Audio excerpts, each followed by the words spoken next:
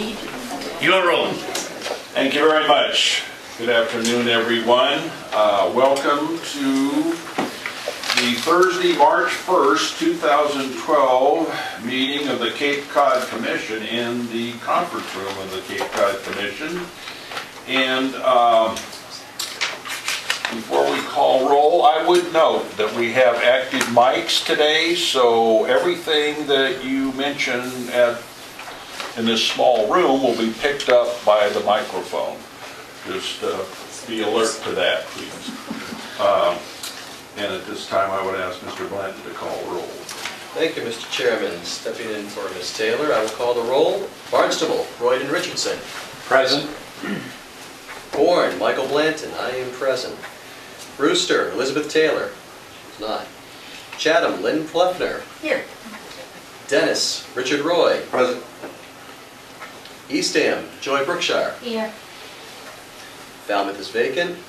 Harwich, Robert Bradley. Mashpee, Ernest Virgilio. Orleans, Leonard Short. Here. Provincetown, Austin Knight. Sandwich, Joanne O'Keefe. Truro, Peter Graham. Here. Wellfleet, Roger Putnam. Yarmouth, John McCormick Jr. Yeah. County Commissioner Mary Pat Flynn. Here. Minority Representative John Harris. Present. Native American Representative Mark Hardy. Governor's appointee Herb Olson. Here. Thank you. Well, we're pretty close, but I think we have quorum. I'll assume that's true. At this time, I would invite anyone from the public wishing to make comment on anything that is not on the agenda to stand and identify yourself and make your comment. Seeing none, we will proceed. The next item on the agenda is wastewater update, and it's Mr. Niedzwiecki, please. Thank you, Mr. Chair, and I appreciate everyone's attendance today in this sort of new format. I think as we discussed last time, there are a lot of non-regulatory things that we deal with here at the Commission, so we want to bring you into that world more than just the primarily regulatory role. And we're going to discuss wastewater, which is extraordinarily topical. And when I look around the table, I see Chatham and Orleans and Yarmouth and Falmouth, and so you're familiar with it.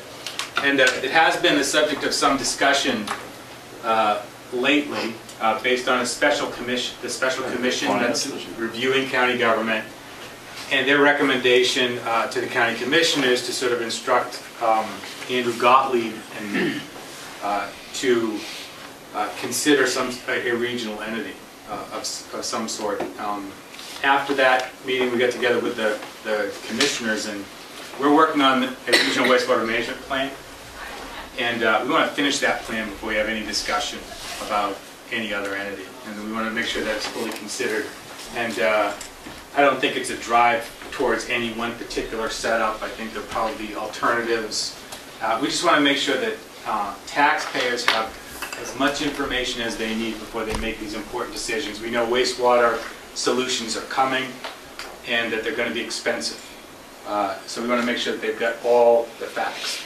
This is our regional wastewater management plan, and our objective is pretty straightforward, and it's to restore degraded water bodies through regional nutrient management policy, promoting appropriate infrastructure, so it doesn't lean towards one type of infrastructure or another. It's not necessarily a big pipe solution. I mean, we get characterized that way. I think that the truth is actually the opposite. And growth management mechanisms. There are non-capital intensive ways to deal with wastewater issues. And then, really, this is very important, and I think it comes last for that reason. Protecting taxpayers from unnecessary costs. And ultimately, our efforts at regional planning are really aimed at that. And our goal really is sort of to integrate our policies as they relate to sort of the environment, affordability, infrastructure, and growth management. And any solution to the problem has to be affordable, or else it becomes much less likely to be implemented. But as you know, as the Cape Cod Commission and regulators, comprehensive wastewater management plans developed by the towns are reviewed by us jointly with MEPR as a development of regional impact. The problem is I don't think we've been specific enough in our vision of wastewater on the Cape and as a regional plan to provide the kind of guidance that towns need when they come through that process to know whether they're going to meet it or not. 2 towns have certified comprehensive wastewater management plans now. They are Chatham and Orleans. But nobody else has an adopted CWMP as yet. And it all sort of starts with population. This is the latest census data.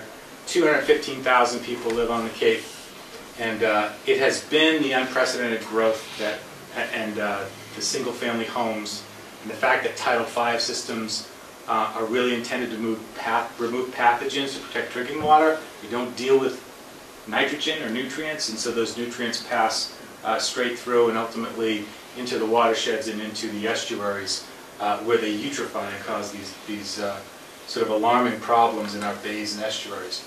So that's our year-round population. But as we know, in the summertime, it increases a little bit.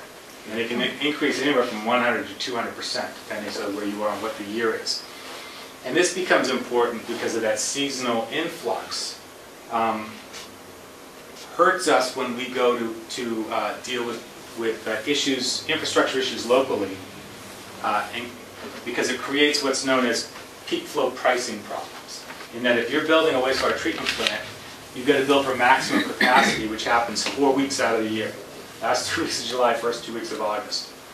So you are inherently overbuilding infrastructure. And so that's a problem for pricing. It's especially relevant in wastewater, because on other types of infrastructure, transportation, the state and the feds play a greater role in subsidizing that with grants. These are McConnell land use maps, and this is sort of the essence of what the Cape Cod Commission really does. This is a map from 1971, and so those green areas are undeveloped. The yellow areas represent residential development. These red areas represent commercial, and the purple are more sort of the industrial areas. But you can see this is the Cape in 1971, not really that long ago. And then you can see the expansion from 71 to 85, and you see that yellow starting to creep. And then you see 99, and the yellow is creeping. The other thing I would point out is that the red, the commercial area, not expanding dramatically the way that the single-family residential growth is. So to put that in context, and that's only bringing it up to 1999, we want to look at sort of what the Cape is. So we have these demographic charts that come from the last census, and so these are this is census block group data that's reflected up here. And so this will show you owner-occupied housing units on the Cape. So the darker colors are those where we have more owner-occupied units. And so you can see in the mid-upper Cape area a predominance of the housing in the middle areas are owner-occupied. If we look at the median housing value, again, the darker blue are the more expensive properties. And so you can see those coastal properties, as we would expect, where there's a lot of property value. And then these yellow colors are where the housing values are lower. If you're familiar with the 1993 Education Reform Act, this is really what killed us, is the use of what's known as EQV, and not sort of a median income level. If we look at the Cape-wide share of seasonal homes, this really starts to underline what the Cape is. You can see that those seasonal homes are coastal and a lot on the outer Cape. So this really starts to tell a tale of two different Cape Cods. And this will be important in wastewater when you reach out to try to deal with how we're going to pay for it. So housing units per square mile, these blocks, the darker ones, are the densest sort of population. You can see where the population density really happened on the Nantucket Sound side, on the south side. Dennis, Yarmouth, Barnstable, Falmouth. A lot of density there. And then the average household size, darker, bigger household size. So you can see the larger families, middle and upper Cape. And then median household income, the darker areas being the higher income, but you'll see that the seasonal property owner's income is not counted, so that's why that map looks a little bit different. And then labor force population, with the darker areas being where our labor force really lives. And then the unemployment rate, again you see sort of that flip story where more of the seasonal economy, the seasonal homes, you have higher unemployment rates. But really what happens if you were to shrink all of those demographics down into one map, you would have the Cape really dividing into two different places. And so it's represented in the green and the black there. There's two really different places. And so we have one problem, wastewater, but we have to deal with the fact that we're two places. So if we look at watersheds, these are watersheds delineated by the Massachusetts Estuaries Project. 106 watersheds with 57 embayments that run on the north side and on the south side. Falmouth alone has 14. And we have the Massachusetts Estuaries Project that's been collecting data for over a decade now on the estuaries and embayments. And so this is the status that they're reporting. You can see in this lighter color green, those reports are done. And in the middle, that sort of aquamarine color, those reports should be in pretty soon, especially on the south side. These were prioritized. The Wacoit Bay one on the east side, that technical report is in. The state's processing it right now. And these white areas are areas where we aren't expecting any reports because they actually have additional assimilable capacity for nitrogen identified with them. So if we get in and we look at the embayment TMDL status map, and TMDL stands for total maximum daily load. And so this is the amount of nitrogen that we think is appropriate in an estuary in order for it to be a healthy estuary. And so you can see the nature of the problem emerging here across the Cape. In Falmouth and the Fingerlets, on the outer Cape here, Pleasant Bay, Chatham, and then what's emerging up here, north part of the Bass River, is going to be a fairly significant problem, and it's the problem that is almost a north side problem. And we commonly refer to this as a south side problem, but it's not in all instances. So it is a regional issue, at least from the perspective of planning on how to deal with it. What we see here are the towns, 15 towns outlined in gold, and you see the 43 nitrogen sensitive watersheds identified. Those that are in gray are those watersheds that are wholly contained within one community. So you see, Falmouth has a lot of watersheds that are in one community. Barnstable, because of its size, has some. But the blue watersheds are those watersheds that cross town boundaries. So 2/3 of the watersheds, which are the areas that we need to remove the nitrogen from, cross town boundaries. So it's almost impossible to conceive of a solution that doesn't require a lot of intermunicipal cooperation in order to deal with it. Because you could be in the position where you're removing nitrogen in a watershed, but your neighboring town isn't, and it's not going to get better. Or you're going to be forced to remove more of the nitrogen from your side and hook up more homes at a bigger expense. So impaired areas throughout Cape Cod. This starts to tell the story with the red ribboned area looking at highly impaired areas with completed MEP reports, and then the greenish ribbon looking at areas with pending MEP reports. So the problem is extensive. The nature of the problem changes when you get north of Southeast Ham. But that doesn't mean that East Ham, Wellfleet, and Truro aren't struggling with other water-related infrastructure issues. And Provincetown has built a wastewater treatment facility up there.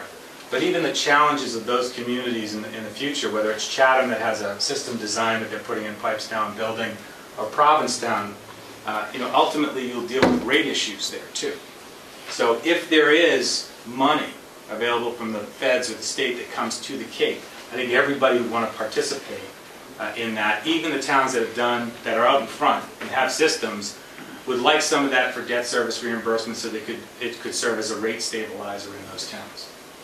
And if we look at a couple of the estuaries, this is Pleasant Bay over here, which is pretty big. This is the Three Bays area in Barnstable, and then this is McCoy Bay in Falmouth. And these are pictures from those estuaries. So that's McCoy Bay, and that's Prince Cove area in Barnstable. And you can see that's what the problem results in, these algae mats. But that's just an indicator that that's a problem. The real issue is what's on the bottom, or what's not underneath those algae mats, because it blocks out the sun and it really affects the marine ecosystem. Had an opportunity to be out on the Mashpee River this summer with the Commissioner of the Department of Environmental Protection and Dr. Brian House, who does the MEP report, doing core samples and bringing it up. And when you look at the organisms that are living in the Mashpee River, there basically aren't any. The Mashpee River is dead.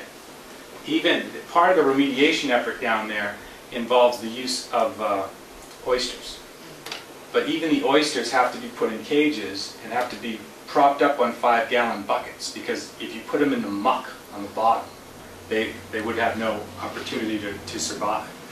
And so the only thing living there are several species of marine worms, which are the equivalent of marine cockroaches, basically.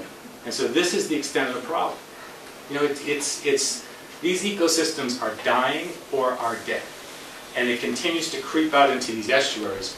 And that problem won't stay underwater forever. You see these algae mats, you get a certain smell associated with them. Ultimately, that's going to come out and impact us all. And you know, it's really water and the marine ecosystem that's defined the Cape for eons. But at least for 350 years since European settlers came here, we had very pristine waters. But really within the course of one generation, we've seen them spoiled, and in some instances destroyed. And so that's a dramatic effect. And this is the largest environmental issue that the Cape has to deal with. And so we are in the process of doing that. Watersheds, this comes from the MEP report too, and it will show you the percentage nitrogen removal required by a watershed. So there's darker blue areas where you have to remove more than nitrogen. Some of these white areas are areas where we don't have reports yet. So they're certainly not out of the woods. You can tell the Bass River is not, northern part of it is not outlined in this. But when you look at the sub-watersheds, you get a different picture of where the problems are more acute. And certainly in Chatham you can start to see that. But also in Barnstable, Falmouth, and Mashpee. And this is important when you start talking about solutions. Because if you've got to remove nitrogen, you have to put it somewhere. And you can't remove nitrogen from a sub-watershed that requires 100% of the nitrogen to be removed and discharge it in that same watershed and meet TMDFs. So this requires how you evaluate different removal techniques and where you put it. Now, the traditional engineering approach has been sewers. And we've seen this on the other side of the bridge. 70% of the people in the Commonwealth that are hooked up to collection systems, centralized collection systems, are on regional systems. But when we cross the bridge, that sort of discussion stops. And it's always, you know, it's been frustrating at times. I mean, the rest of the world looks at Cape Cod as this icon of geography. And you can pick it out on a map almost anywhere. And they view us as one community. But when you cross the bridge, you find out it's not one community. It's 15 towns and 1,000 different villages. And everybody is from wherever their post office was. And that's part of what makes us special. And part of what makes us unique. But it's also part of what leads to more parochial debates when it comes to sort of solving common problems. And in the past, maybe we could have afforded that. But in the future, I don't think we have that luxury. So if we took a straight-up traditional approach to solving this and we wanted to sewer every house on the Cape, that's what it would look like. And the estimated cost of $8 billion. And these green areas are the miles of piped and impervious surface that would result from that kind of capital investment. So that's a ridiculous number, reflecting a ridiculous solution to the problem. But what it underscores is, if there is a solution to the problem, we want to be able to define that solution for ourselves. We don't want it defined for us in Boston or in Washington, D.C.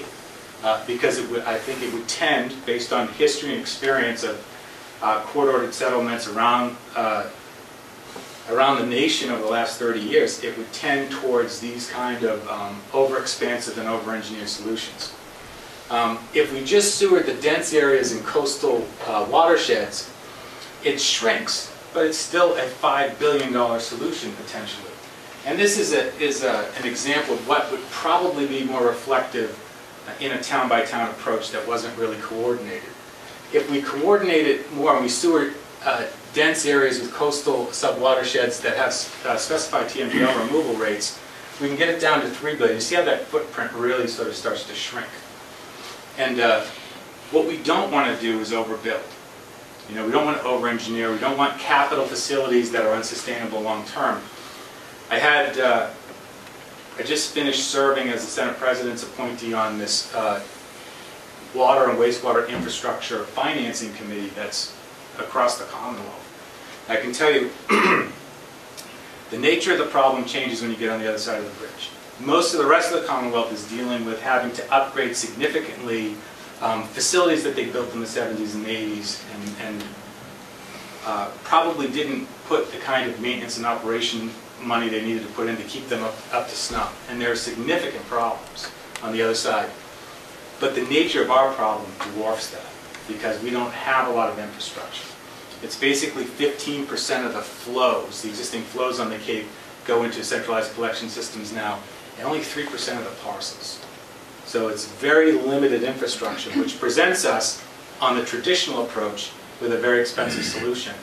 But it does provide some opportunity for us to look at potentially new ways to sort of meet these goals. So if we look at a more sustainable approach, you know, we have this smart growth mantra that we have here, which is to guide growth towards areas that are adequately supported by infrastructure and away from areas that must be protected for a lot of the reasons in the Act, ecological, historical, or other reasons. So this is part of what we need to do. Smart growth works in a lot of ways. One way it works is that the financing of capital wastewater is pretty simple. The more users you have on the short length of pipe, the more affordable and sustainable your system is. The other reason it works is it tends to stimulate your commercial tax base, and it's a place where you can continue to stimulate your residential tax base in a way that isn't overshadowed by the capital costs associated with that development. A good example of this is the High-Net Growth Incentive Zone. We recently did a survey of 4 parcels down there that were zoned for mixed use and built mixed use facilities on them, and they average out about $10 million a piece now, with increases in property value of 426%. So that revitalization has really started taking place down there. And then, as Michael, I'm sure, could attest to, the worst real estate market we've seen. What you just saw in Hyannis last week is that they broke ground on phase 3 of one of their mixed-use housing units down there. The rest of it is sold out. The other mixed-use housing unit right by the RTA, 16 units sold out. The Lewis Bay condominium project, which is an old nursing home down by the hospital on South Street that was converted, 42 units. Just talked to the developer. I saw him the other day. 42 units, he has 16 left. So, you know, smart growth works not only to help stimulate a town's tax base.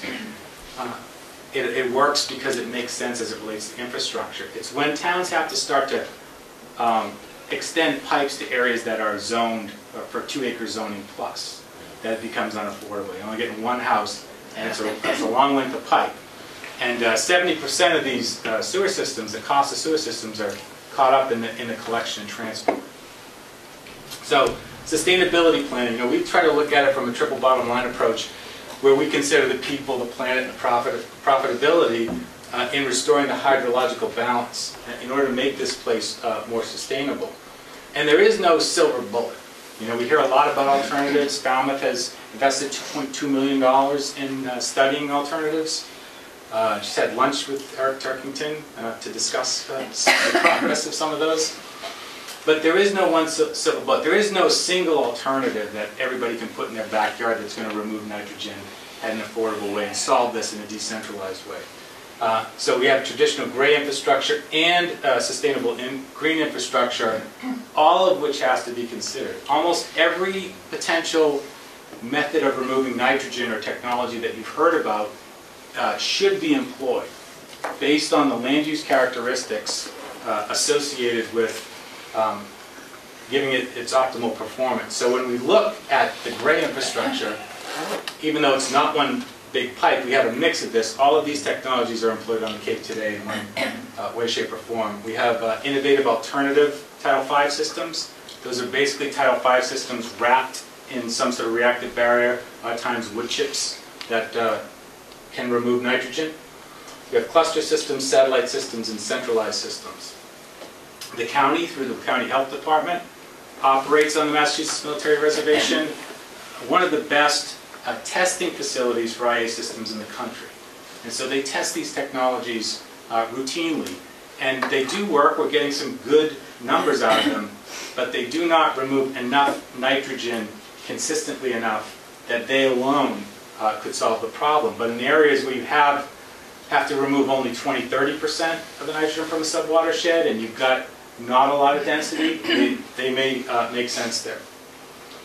Plus a mix of green infrastructure, whether it's fertilizer reduction, landscape design with nitrogen-fixing plants, wetland restoration, or culvert widening. And one of the first places we need to start is with improving the natural systems and the natural flushing in order to remove some of that nitrogen. Naturally, we have projects that we're considering right now that are up in front of for the state's consideration to culvert widening expansion projects in Yarmouth, Parker's River, in Barnstable, the Mill Pond, and in Falmouth and Lawrence Pond. These could significantly reduce the number of homes that we need to deal with. So we also have constructed wetlands, stormwater retrofits, aquaculture. It's a big issue in both Wellfleet and Mashpee. They have efforts underway to look at oysters and how oysters can remove nitrogen naturally. And Falmouth's going to experiment with that too. The reactive barrier systems, these are like the barriers that you wrap around the Title V systems, only you put them around resources like ponds. And that would stop some of the nutrients from flowing in. Nitrogen is the limiting factor in a marine ecosystem. Phosphorus is a limiting nutrient in a freshwater system. The problem with the reactive barrier systems is that the closer they are to the water body, the better they work. But you can't dig up beaches and wetlands in order to put reactive barriers in. So there are some barriers to that. Then we have living machines, and a lot of what you hear, eco-toilets is a big discussion in Falmouth, and biodomes, and every one of these should be considered, and they will be as part of our plan.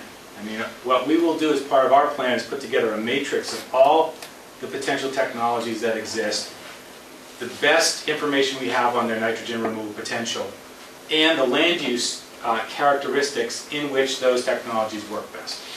And that will allow us to take that matrix and pin it onto a map of the Cape so that we can examine what kind of technologies would be most effective in different places. And then this is the USGS time of travel map. And so the bad news, based on the status of some of the estuaries, a lot of them, and the fact that it's happened in such a short period of time, results from this. You look at a lot of these little dots up here are groundwater discharge permits. Those are large discharge permits by the state. Got some laundromats out there and some large Title V systems reflected too. And a lot of the discharge that is problematic are located in these pink areas. But you see that pink identifies a time of travel. That means from the time you put the nitrogen into the ground when it appears in the estuary. And the pink is less than 10 years, time of travel. So unlike Chesapeake Bay or Narragansett Bay, the potential to turn this situation around pretty quickly exists. And this is the good news. we could flip a switch today and take the nitrogen out. We estimate that we would see an improvement in water quality within 3 to 5 years. So it's not Chesapeake-based, not an example of a system that is dead and will be dead for generations and may never come back. This is a problem that we can fix environmentally. And so, how are we going to use the plan? The plan that we're working on now will provide guidance to towns as they go through their CWMP process. But it also has some tools associated with it too. And these are tools, and I think we'll be able to preview them at the Smarter Cape Conference in May 14th. It's expressed in Falmouth. And we'll show you a little bit of what we've been working on. In case you didn't know, you have an incredibly talented staff that works at this place. And what they've been doing with this tool is really incredible. We're going to have a meeting with EPA next week, and I'm interested to see their reaction to some of the things that we've been doing. This is a tool that towns will be able to use when they go through the planning process.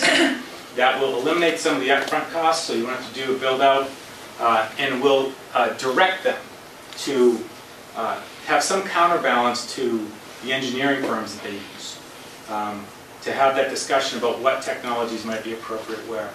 And this is an effort to give towns more information than they have now, save them some money, give them some more information, show them ways to cooperate with, or areas where for cooperation with their neighbors in a way to facilitate a regional approach and a quicker solution to the problem.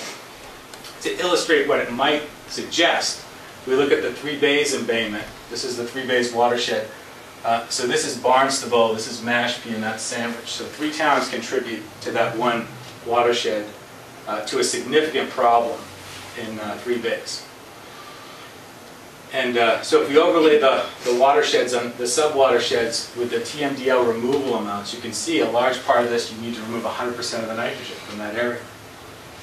And then what we've been able to work on internally are these density maps. And so these are based on length of road in between parcels. So it gives us a good sense of where the density is in the area. And so the density suggests that collection systems might be the best way to go and deal with the problem. What's outlined in blue are those areas that don't have density. And the good news on the Cape is that we estimate if we captured 40% of the flows and we're able to treat them at a high level, that 60% of the houses would be able to remain on Title V systems. So these blue areas show you those areas where you probably might remain on an existing Title V system or an IA system of some sort. Additionally, what the tool will be able to identify for us are opportunities for potential satellite systems, potential locations of centralized systems, locations of permeable reactive barriers around certain freshwater resources, potential location of disposal sites, and then potential location for culvert widening or expansion, those natural approaches, and the potential location for natural attenuation sites. So you can see there, this is not a one big pipe solution. It's dependent on the situation on the ground, the land use patterns there, and it employs potentially several methods to balance that watershed.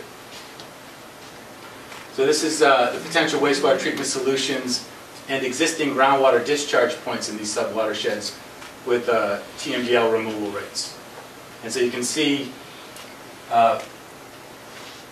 again, the private groundwater discharge permits permitted by Commonwealth, potential location for satellite systems, potential location for a centralized system, and the permeable reactive barriers and those removal percentages. And so you can see what you need is a centralized collection system here and discharge points outside of that sub-watershed in order to meet those TMDLs. And then just removing the percentage, you can see the different potential technologies in place there. And so what I explained to you is will be a plan, but it is going to be more of an interactive tool. It's more of a dynamic plan. You know, I don't think some narrative plan that provides some narrative direction to towns is enough. I think we need to give them more tools and more information. So we are working on this innovative web-based tool. And so what you will be able to do as a town is draw a line around any parcel And it will be able to calculate, based on the input you have for potential development, what the infrastructure costs are that are associated with it. And we'll have that ready on May 14th, as I said. So that's the end of the presentation. It's sort of long, but it's actually much longer. There are another 100 slides I could show you. But I feel like I'm showing home movies. But what I wanted to do is just to have that discussion with the commission. This will be one of many that we'll continue to have as we move toward a solution. I mean, we've spent a decade talking about the problem. We've had towns that have stepped up and taken leadership on this issue. Provincetown had theirs. They had consent orders that they had to meet. Chatham had consent orders, and they've fixed their problem. Orleans has really sort of stuck their chin out, and Yarmouth, in particular, in a very short period of time, really went forward with a very dynamic and comprehensive plan. But this is tough stuff. We meet in almost every community. If you have people that have been here for more than a generation, they know the water quality is deteriorating rapidly. And so everybody knows there's a problem, and they want to fix it. But the solutions cost money, and once you put a price tag on it, there has been, in most communities, a predictable response, which is, once the $100 million price tag comes in, you question the science, you question the engineering, and you vote no at town meeting. And that's why we have a lawsuit.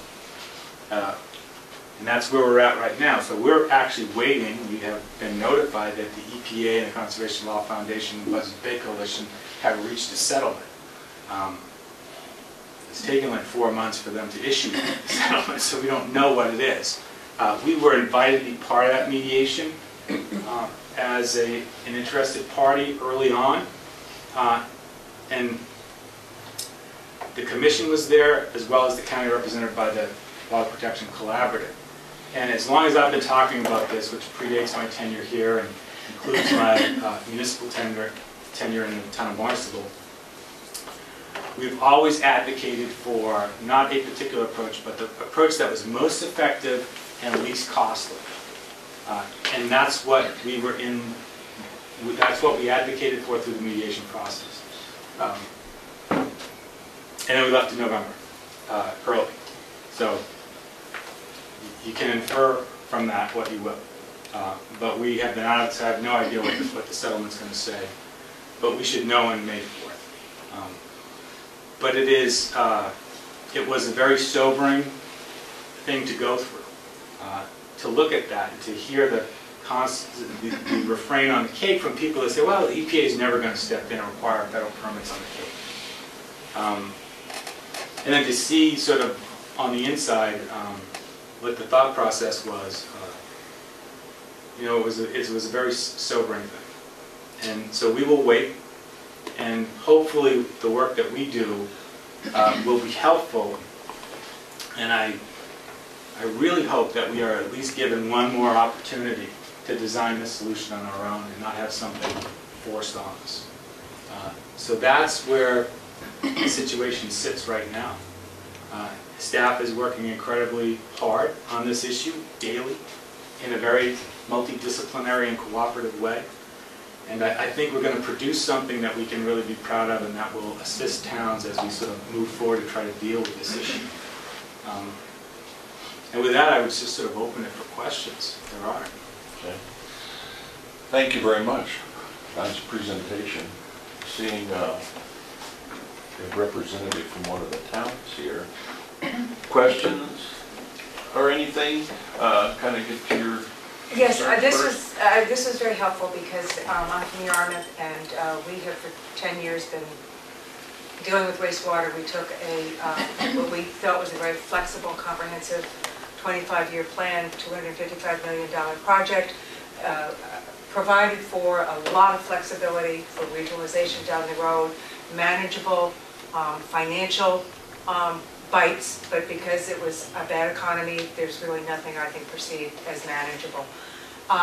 One of the things that we presented to our taxpayers, and I wanted to ask Paul this question, we have some nitrogen appearing in our wells, and some of it, so it's not just your embayments in your estuaries, which a lot of people say, oh yeah, well that's all right, that's the tourists, that's the fishermen, that's the shell fishermen, not me. But we have 2 or 3 wells, and one of them is above what is an acceptable level. It's not at a dangerous level yet. But if we don't do something about it, the nitrogen will get in our drinking water. I think that's a concern Cape-wide as well, because that's one of the things that resonated with our voters was, it's not just the abatements. We're looking at quality of drinking water, and that rings a bigger bell for most people. Yeah. My answer to that would be that the quality of the drinking water on Cape is pretty good as a general sense, and the supply is pretty good. But if the estuaries go first, you know, it raises questions about the water table and the hydrology in general. And it's not just nitrogen that is appearing in some water supplies, and there is an unhealthy, even though nitrogen is naturally occurring, that level of nitrogen in drinking water is an alarming thing. There are also emerging contaminant issues that we have that aren't dealt with this here. And so as you look toward solutions, clearly a centralized solution gives you better, faster options for treatment and protection of water supply, as well as you know, the improvement in the estuaries and embankments. So you know, that is something that we're watching, and that's part of the estuaries and the embankments, I think, are really sort of the canary in the coal mine on a lot of this stuff. But water defines us. I mean, we are surrounded by it. We have over 1,000 kettle hole ponds and freshwater systems on the Cape, and then we all share one aquifer. And that's really, I think, a metaphor for how we have to look at this problem. You know, we are all drinking from the same place, and in that respect, we are one community. And if we want to get federal and state assistance, which I think we desperately need in order to make this affordable, I think we have to band together, at least when advocating for that kind of assistance for the Cape. I think drinking water is an extraordinarily important issue, and I think much of the planning that we're doing here can be done in a proactive way to make sure that we can protect that for a long time. Because what happened and affected here was that population growth. And these are the same people that are flushing drugs down the toilet, and you know, the same sort of seasonal influx, and all of that is happening right on top of our drinking water supply. So while there are some wells that are showing nitrogen, it's not a widespread problem now, but God help us if we wait until it is before we deal with it. Thank you. I guess my final comment would be, I think Suzanne, I'd like to have you introduce, okay, because we are being taped, okay. so. I'm Suzanne McCall, Yarmouth Selectman. Thank you. My biggest concern is the talk of money that's available. For a decade, we've heard there's no money, there's no money, there's no money, there's no money. Do your planning, make your plans, and that's essentially what we did. We did a lot of very clever budgeting number things, and if any town wants to do anything, call our town administrator, Bill Hinchy. He is a wizard with coming up with a plan that truly is affordable. It ends up being a cable bill a month by the time you get done. However, for a decade, and in August when I spoke to Congressman Keating, there is no money. Don't be planning on it, don't be looking for it. Your money is your zero interest in the state revolving fund. Yeah. That's your money. And that for us, that was $11 million in our first phase. But there's no, when you say there's money, there's this concept that, well, the federal government's going to come in and they're going to come in with $1 billion, or they're going to come in with this, and that's what people are waiting for. Yeah. And that's not going to happen. And I said to Senator Wolf as well, saying that there's going to be money to the general population is different than the way we perceive it in government. They think that someone's going to come in and help them pay for it, 60% or 70%. It's not going to happen. So we need to get in our heads that this is our problem, we're polluting, and we're going to need to fix it. Yeah. And the help is going to be, as you said before, interest on loans. But we're not going to be getting any multi-billion-dollar grants. maybe $100,000 here to look at something, or $100,000 there, but, you know, in a $255 million project for Yarmouth, no money. Right. And I think Suzanne brings up a lot of good points. One has to do particularly with your new town administrator. And if you look at sort of the Chatham plan, I mean, Chatham started retiring debt service a decade ago and keeping that debt service line item flat. So they just had incredible foresight and planning and the financial wherewithal, municipally speaking, to do that. I don't think any of the other Cape Towns have that capacity. It's just a different scenario. And we are going to pay for this primarily on our own.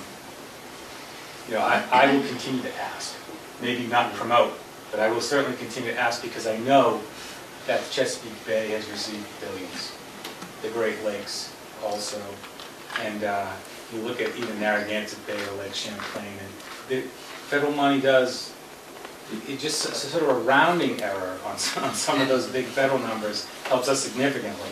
So I understand your point, Suzanne, and perhaps I won't promote that as much, but there's nothing that's going to stop us from continuing to ask. But it's more powerful when we ask as Cape Cod, you know, as this sort of national treasure with two significant federal land holdings in the National Seashore and the Massachusetts Military Reservation. And they have to sort of help us one way, but it's not just financial assistance, and it's certainly not going to be $1 billion check that they're going to show up with. That's not going to happen, and we've known that for a long time. But there are other ways to keep costs down. One is don't overbuild the system. The other is negotiating regulatory flexibility from federal regulators and state regulators and letting us try some different things in some different places. So there are a number of ways where the federal and state governments can help us that aren't going to be reflected in a giant check somewhere. And we have been developing good relationships with both EPA and DEP, and I think that they are going to be helpful as we move forward as a region. Thank you. Mr. Short. Len Short. I serve on the Water and Sewer Board in Orleans, as well as here. And I think there's a rather interesting story there. Many years ago, back in the 50s, the town of Orleans actually put in a water system, town-wide water system. Virtually 100% of the town is on town water. That system, in the dollars in the 50s, was actually more expensive than the $150 million that we're looking for to put in a sewer system. And they ran into some problems, but they didn't run into anywhere near the problems that we are facing when we look at the wastewater system. The other thing is that, again, to go back to your point, we blew the opportunity several times ago when we were offered federal monies up to 80%, 90%, I think at one point, to put these systems in. And people just absolutely shot themselves in the foot. Yeah. But part of the reason we did, you know, it's a pleasure to have Len serve on the commission now, and I've had some conversations with him, and this is part of the impetus for this is we need to get the commissioners involved in non-regulatory matters, and Len's got a lot of experience on wastewater, but his point is an important one. When the Clean Water Act passed in 1972, there was a 208 planning process associated with it that was a regional planning process, and then there was money that was available subsequent to that. And we weren't the only ones to miss the boat on that. Boston missed it too. They decided, and this was up until 1980-81, there was significant federal money available for the construction of wastewater facilities, up to 80%, and sometimes with the states kick in, you can get 90–95% of it covered from non-local sources. And that all went away in right around 1982. And the Boston Harbor at the time, the governor, decided to apply for a waiver to secondary treatment instead of applying for a federal grant. And that was one of the biggest errors the Commonwealth ever made. It led to you know, over a $4 billion project to clean up Boston Harbor a decade later. And that is 25 years in the past now. Actually, when I was in college, that was a long time ago now, because I'm about to turn 80. I worked for the Charles A. McGuire engineering firm out of Providence, Rhode Island, and was hired that summer to, in my junior year of college, to do a study of the Charles River and the pollution sources on the Charles River. And the NBC boat and the police officer that managed that boat. And I spent the entire summer going up and down the Charles River. And one day we would look in Cambridge down by MIT, and all of a sudden there'd be this great big billowing vinegary smell coming out of the Heinz pickle factory there. And and then another day there'd be a whole bunch of red coming out from the Necco Wafer company. All those tubes came out of those companies in Kendall Square and Central Square right into the Charles River. And we had them all identified back in the 50s. And we didn't do anything about it. Yep. Yes. I represent the town of Eastham, which has a very complicated situation going on. We have been planning for wastewater treatment and municipal water alone. But when I was on the Tri-Town Septic Plant Board of Managers, I was encouraging my Board of Selectmen to work with the town of Orleans to take a more regional approach to the wastewater treatment. And it was received, so we kept going along. And I'm just wondering when all of this is going to be ready to present to the towns, because we are out there rowing our little boats by ourselves, and it's costing us money. And if this can save us money and keep us from planning further to row our boats by ourselves, it would be very, very helpful. And I'm wondering too, a lot of communication has to take place on this. One, if we're telling people they can't fertilize lawns. Two, they should be going for chemical treatment toilets, whatever it is. So not only should you be presenting models and maps and overlays, but you should be helping to direct the communication so that it's effective.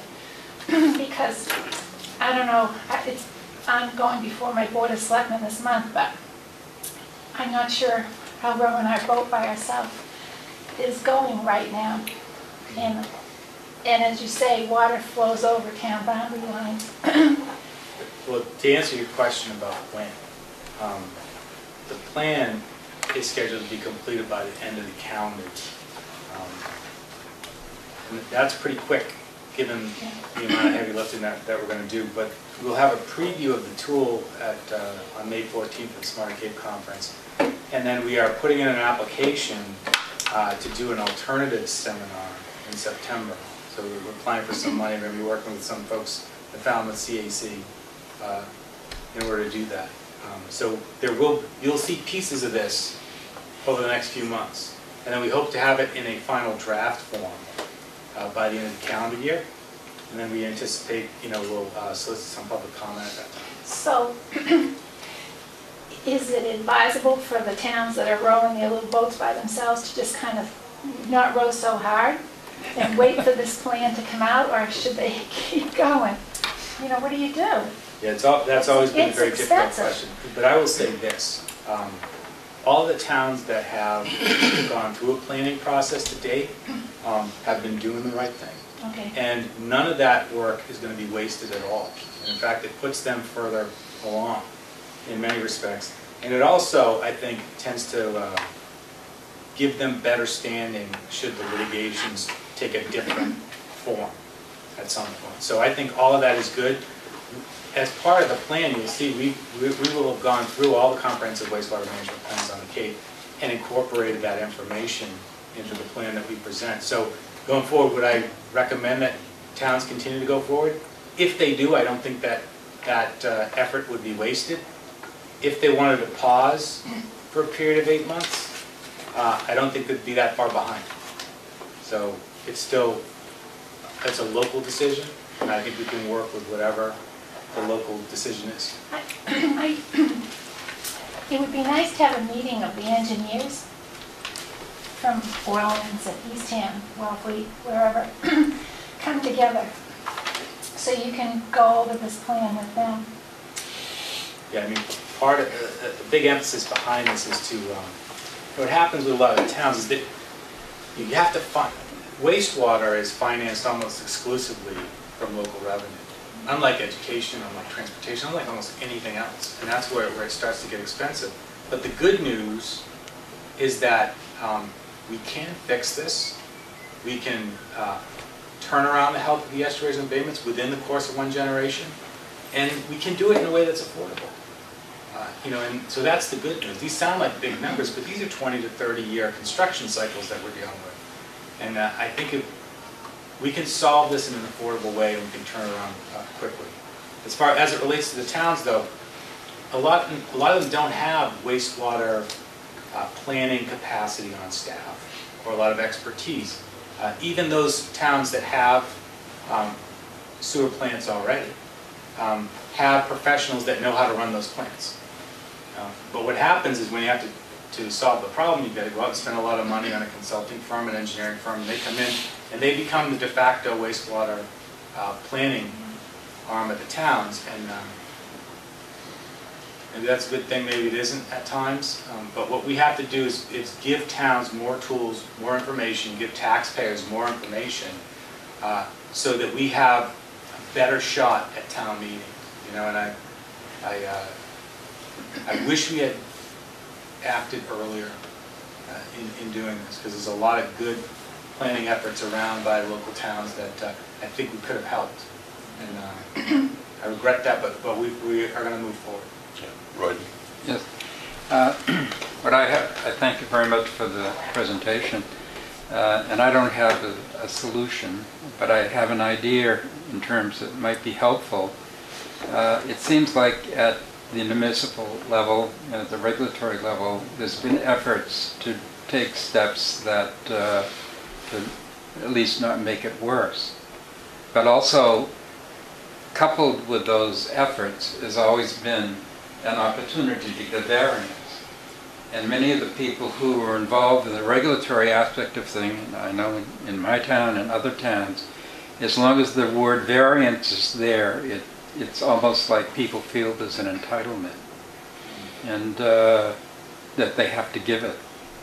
And I think there needs maybe something that could happen, you know, be a sort of a, you know, emphasis on this, getting together and working with people who are detailing regulations that could be helpful. I just happened to be recently connected with something. Somebody wants to build on two undersized lots, put them together, made it one undersized lot on a swamp. There's water running underneath it down to the ocean. They not only want one variance, they want 3 variances. And I think the people who have the job of giving the variances, you know, feel it's their job to give them when people ask them. Anyway, whatever that's worth, but I think it's interesting. Yeah, Mary Pat Flynn, County Commissioner. I'm thinking of the comprehensive wastewater plans that towns are working on. Some have already completed them. But when it comes to the shared watersheds, those would be more regional plans. And would the state accept a regional plan of a shared watershed? Or are they going to be required to do this on a town-by-town basis? How would that work? Well, it's a very good question. And, the towns have worked under the existing structure to do the right thing and fix the problem. And these are towns that have brought forward solutions.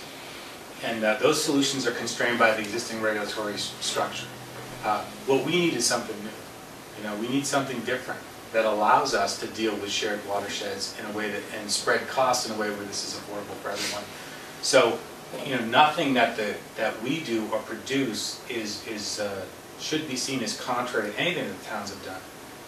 But we're going to, I think, wind up advocating for, and I think this is more relevant than talking about any particular regional entity, what we need to start discussing is a particular regional approach that allows us a different way to sort of spread costs and look at problem solving on the Cape. Given the lack of existing infrastructure that we have, the magnitude of the problem, and the peak flow pricing issues that we see in the summer. So I think that in the end is what we're going to wind up advocating for. But there are ways even now with a regional plan or a regional approach that we could sit down with two neighboring towns in a shared watershed and say, no, this is really what it would look like. So can you, in an intermunicipal agreement with each other, agree to remove certain percentage of nitrogen by a certain time? And so this approach and this dynamic plan, I think, will lead to that kind of intermunicipal cooperation because it'll be more fact-based and less emotion-based, which isn't productive at producing results. But we need a new approach. Yeah. Thank you, Peter. For the record, Jack McCormick, Yarmouth representative. To get back to Yarmouth for a minute, I just wanted to mention the fact that, as Suzanne has already stated, we thought we had a great plan, and we thought we had a great financing plan.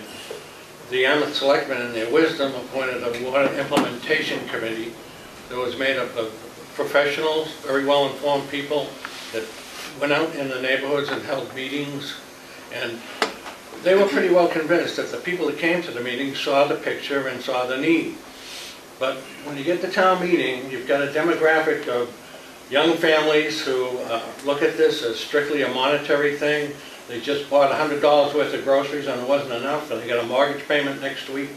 It's very disappointing and discouraging to them, but hopefully we'll find an answer. But Yarmouth had another, probably a number of years back, talk about culvert widening. We had a pond, Run Pond was in the advanced stages of eutrophication, and it put together a plan to widen the culvert, and I think the majority of the money was going to be paid by the Corps of Engineers, if I'm not mistaken. Suzanne could probably tell it better than I. And Yarmouth had to come up with somewhere around the vicinity of $1 million to build this new culvert because it wasn't getting flushed. What happened, they had two streets, South Street and South Sea Avenue, that came to a point where there was an estuary here. They decided, no, we're going to pave that over, we'll put in a culvert and we'll flush it out that way. The culvert was vastly inadequate. And anyway, went to the polls and they made it a pocketbook issue, can't afford it, don't want to pay for it. Good point. And what I want to impress upon people is that this is the biggest environmental issue we faced as a region. But if it were only an environmental issue, I think we could wait for the towns. But it's not. I mean, this is an economic issue. If we let the estuaries go, we're going to lose the whole thing. I mean, wait till some of these coastal properties come into a town and start applying for a property tax abatement because they're starting to lose some of their value because of the water quality in front of them. But more importantly, if there is a federal implementation, it's going to fall across the entire Cape. And so you see that green and black map. That's going to happen in a very different way. If the costs associated over 30 years with improving a home, because it's 100% betterment, is $60,000 to $80,000, those coastal properties will pay it. They'll stay. But it's the middle of the Cape, where your families live, where your workforce is, where your lower housing values are, that will crater. And that's not just from the feds. If the feds push the state, for example, state DEP to change their groundwater regs, because the groundwater regs on the state currently read that they make a presumption that Title V systems meet water quality standards. If they remove that presumption, which only requires a change in regulation, not legislation, and designate nitrogen-sensitive watersheds on the Cape, you're looking at the potential for every home in that nitrogen-sensitive watershed to have to upgrade to an IA system at an additional cost of almost $20,000, in many cases per household. And even if they don't have to do it until transfer of title, the impact is going to be pretty big. And so if you see a diminution of real estate value drop $10,000, $15,000, $20,000 in everyone's house at the same time, You're talking about an economic dislocation on the Cape that will change the fabric of this community forever in a way that we can't get it back. And that can't happen. But it's the frustration at town meeting that see it as an immediate pocketbook issue right now, and those no votes that present an even bigger loss for all of us. I wonder if, just a suggestion, it may not work, but these people should be thinking about their kids and what's going to be there for their kids. I was wondering if any kind of an educational program for school kids that they could bring home and talk to their parents about. What about me, Dad? Well, we used to have a federal grant. We ran a wet fest program in the middle schools for a long time. We've recently transferred that to the county extension. That's out there, that's been working. There's been a ton of education over the last decade, even more intense efforts over the last 5 years or the last 3 years. But you just can't reach everybody. And we have to keep trying to do that, but if we were to go out and hire a public relations firm in order to do that, we'd all be looking for a new job. Michael? Thank you, Mr. Chairman. Michael Blanton from Bourne. That's an excellent point. Well, with regard to education, there have been firms around the Cape and school systems within in all of the Cape towns that have embraced this and have talked about it. Sometimes it gets more airplay than others. Maybe this is a time when ears will be listening, when they're a little bit more concerned about what the cost will be, what the long-term infrastructural needs will be. I think Suzanne brought up an excellent point with regard to, I think it's regrettable that not enough people see the value of preserving our embayments and estuaries. But maybe if it hits them right in their drinking water, something they use every single day, and there isn't a way they can get around that, have we done any kind of cost analysis as to what kind of cost would be involved if, per se, our aquifer was compromised and we had to import our water from Clavin or elsewhere? No. Just like there's no real evacuation plan from the Cape, there's no plan B for the watershed, the water supply going back. I think it might be interesting to maybe embark on a theoretical discussion as to what that might look like if our aquifer was compromised. But a number of different compromise where, by what, in what quantity. Sure. There's a lot of sort of factors that go into that. And yeah, I think at times I've been accused of sort of fear mongering around this issue. I think I've been pretty tame based on what I know is going to happen. And I don't want to go out there and say that people's water supply is going to be poisoned.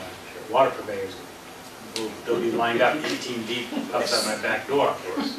And generally, the water quality on the Cape is good, pretty good. The quantity is good, but it's the fragility of 250,000 people and 500,000 in the summer at least that are drawing out of that same, they're drinking out of the same cup.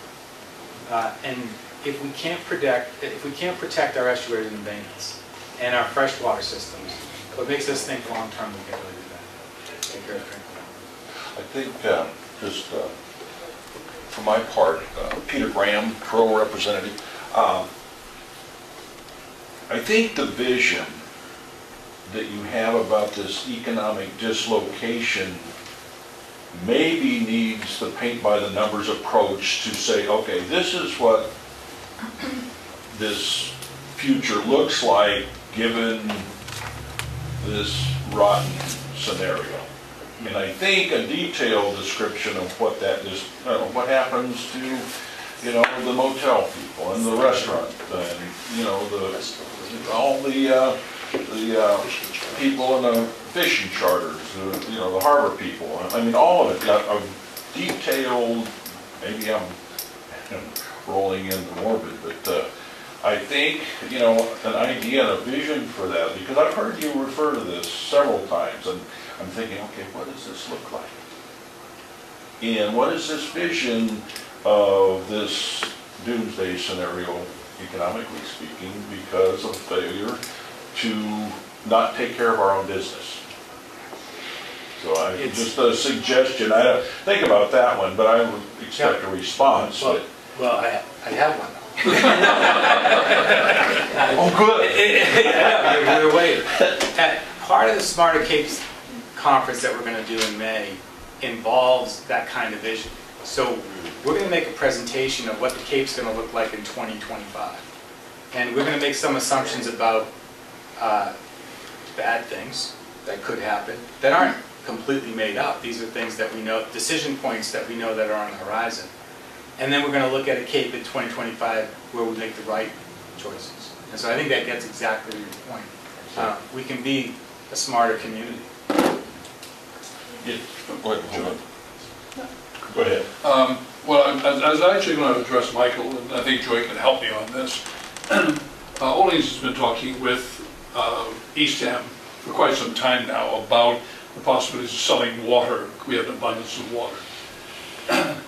And one of the reasons we are anxious to sell the water to Eastham is it allows us to maintain the levels of water production in our wells, because the state has regulations which could cap our drawing from those wells, and we really don't want to get capped, because again we have the same problem. We have 250,000 people here on the Cape during the year, the whole year round, but then we mushroom that at least double, and the state doesn't take that into consideration. So we're very anxious to sell water to maintain this level of water production that we have.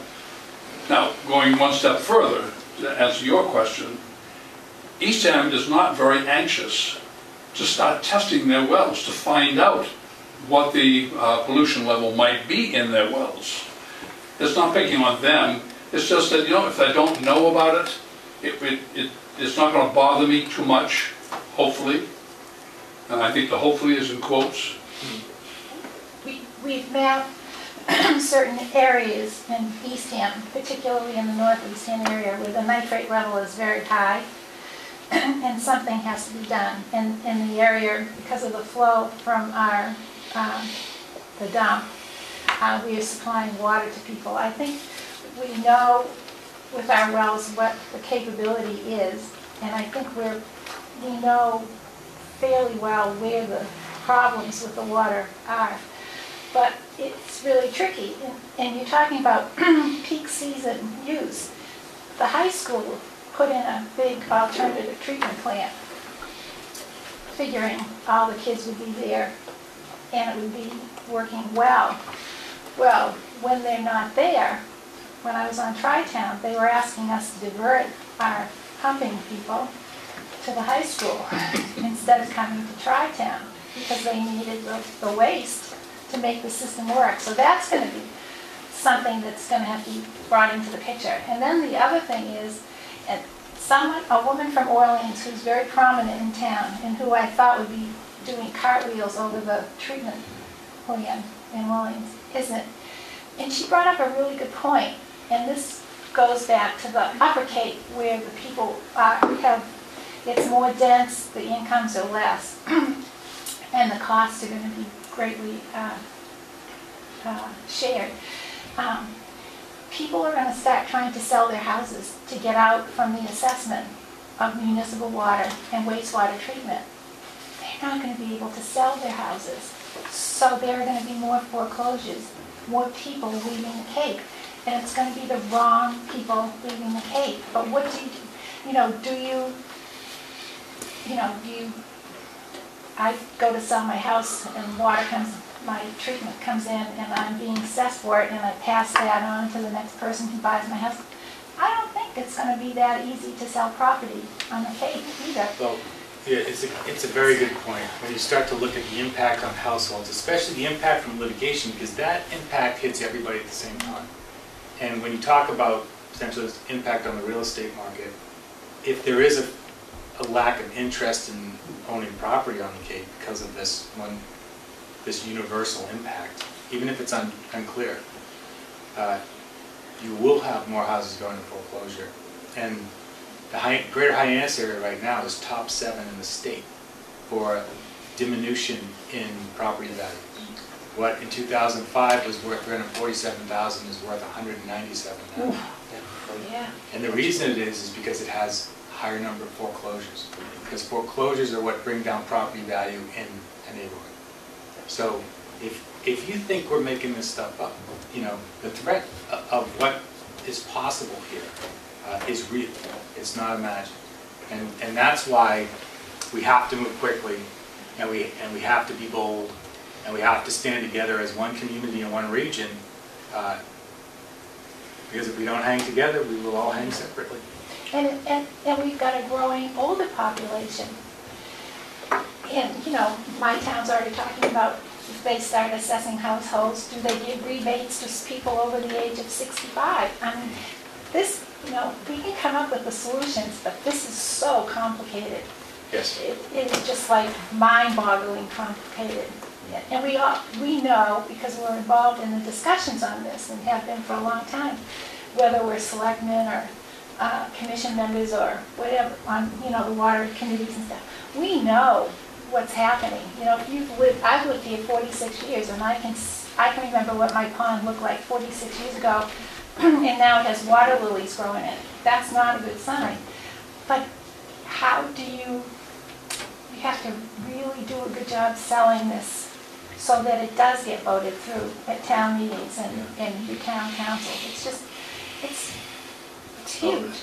You know, I think, you know, I came to the commission 4.5 years ago into what was primarily a regulatory agency, and we've sort of changed the way that we do things so that we can be more proactive and incentive-based and planning organization. And this is our biggest challenge as a commission, as an organization. It's huge, and it is extraordinarily complicated.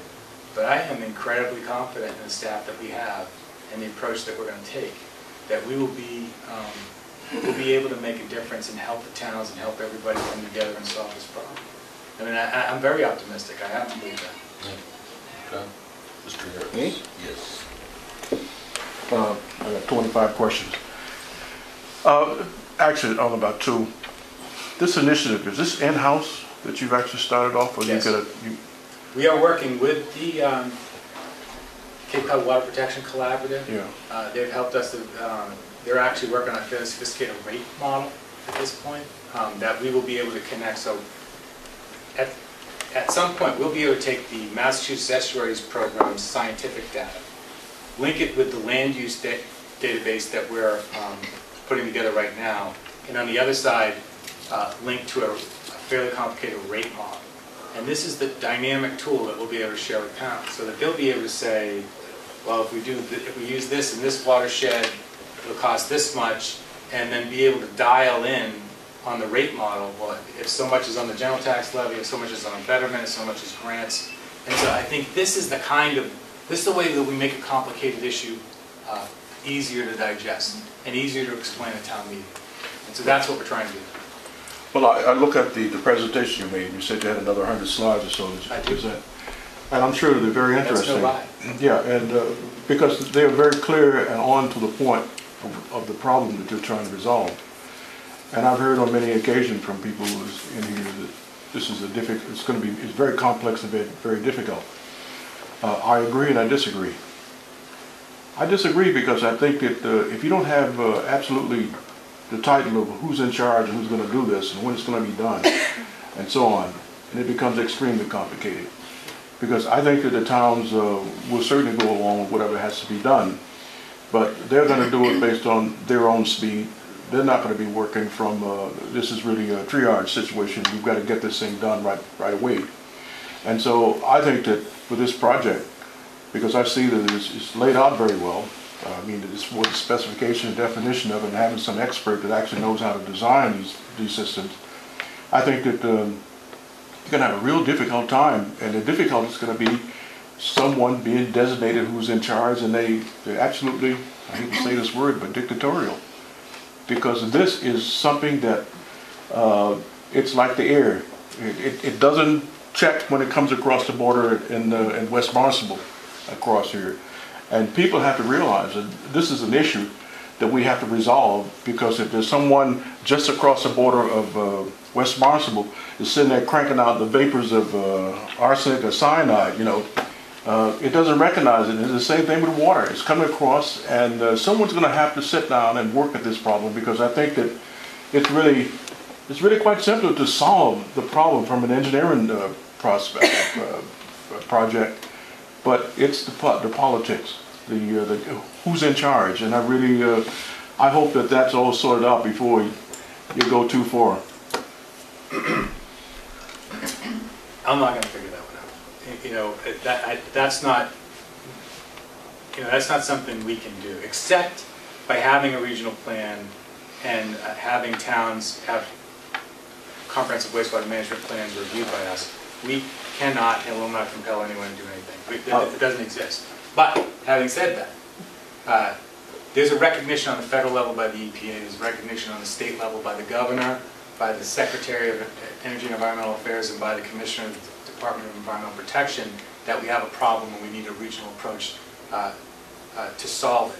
There's been a recognition by every member of the Cape Cod delegation, including the Senate President, in an op-ed in the Cape Cod Times. They recognize it. There has been a call from your local professionals, your town administration, your town managers, their association ratified language from the Special Commission that called for an entity and started to get to your point, JD. So that has happened, and then what we're going to do, and what we started this week is we're going to call all boards of selectmen, and we're going to get in front of them, and we're just going to go out and push this message as hard as we have. Now, we tried that last year with the watershed tour to try to get people to think of themselves as members of the watershed instead of members of town, and that was a good effort, but difficult to get people out to talk about this issue. But now that certain words have been used publicly and certain price tags are sort of out there, I think it'd be a lot easier to get people to come out and talk about this issue, and so we look forward to doing that. Well, you know, I'll just remind those who remember back 400 years ago, and that's about 5 or 6 years ago, I participated in a program here called Cape Keepers. Yes. I don't know what the impacts were. I haven't seen anything change. So we can talk about all of the urgency, but if there isn't somebody really out there spending a 24-hour, 7-day week activity being involved and actually being in charge of this project, it's gonna go in the same direction that we've gone with these things. And then 25 years down the road, you're gonna see we're in the same place. Because projects just don't get up and start doing things unless someone who has the authority and the ability and skills to know how to do this to make it happen. And I think if you've laid out precisely what has to be done, but the towns have to sit down and decide that this is a situation they have to work together on. There. Remarks or questions? Yes. Yeah. Paul laughed at me a couple of years back when I told him I wrote a letter to the Cape Cod Times saying that we needed the Cape Cod Water Authority. Yeah, I did laugh at him. But he wasn't the only one that laughed at me. Who's smiling now? Other questions? Yes. Not so much a question. Suzanne McCall from Yarmouth again. It's too bad Mary Pat left. When we designed our plan, we designed it to not only handle problems specific to Yarmouth. We have one estuary that's totally in Yarmouth and two that are shared with other towns. But we designed it also to be flexible to either jump into a collaboration with our neighboring towns, to jump out of sequence because we had 5 stages.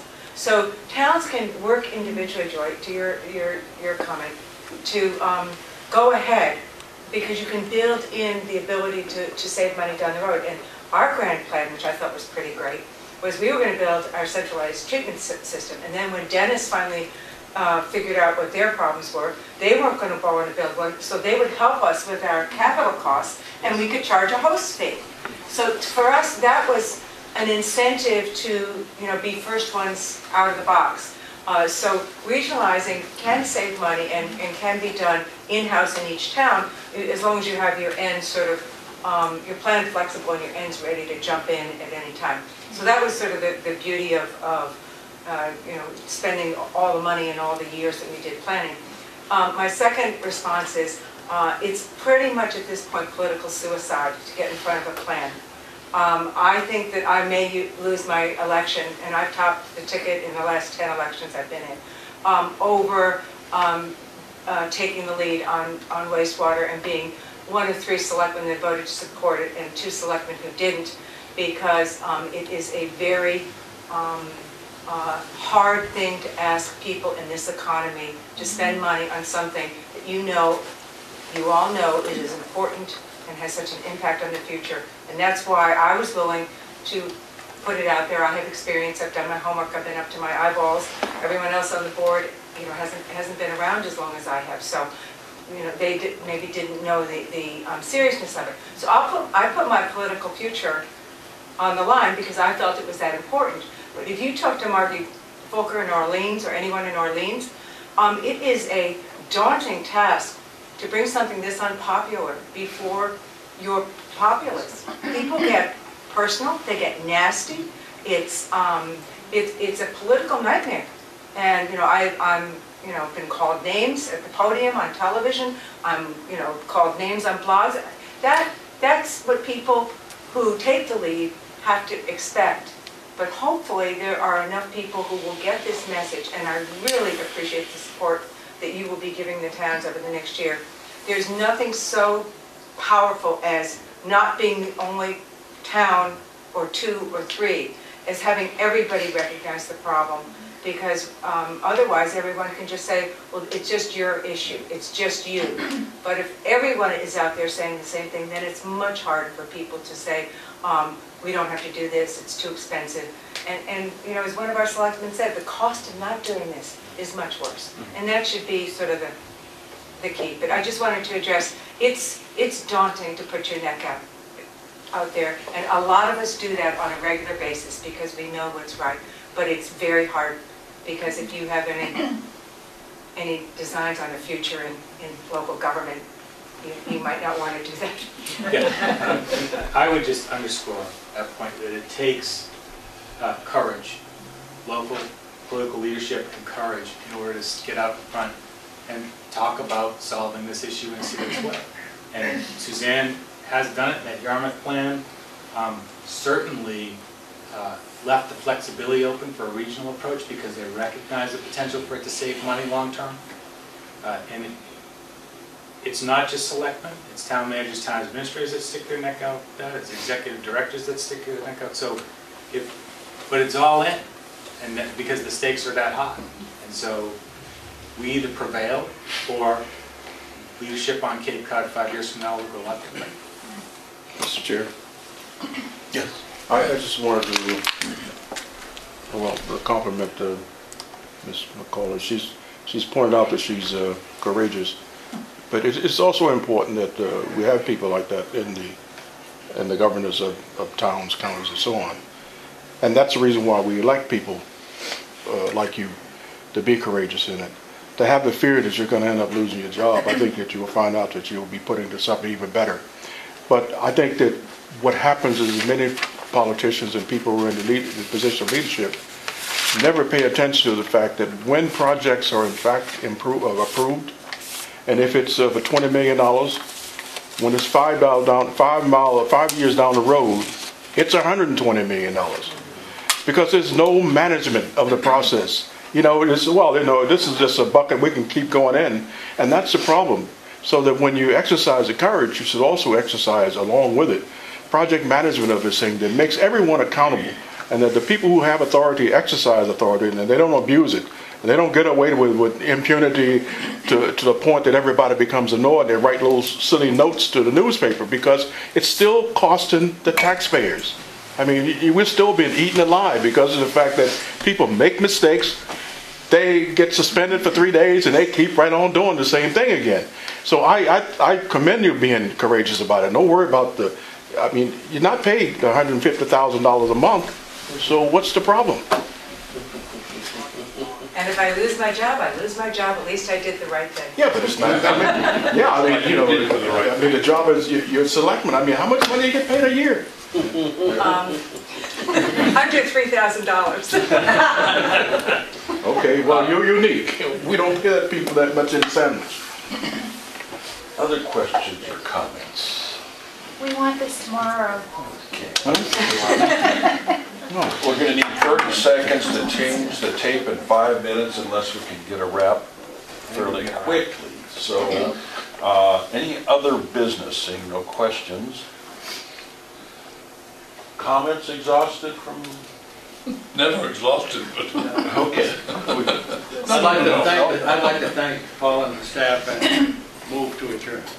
Second. Can we have copies of this? Yes. Yes, okay.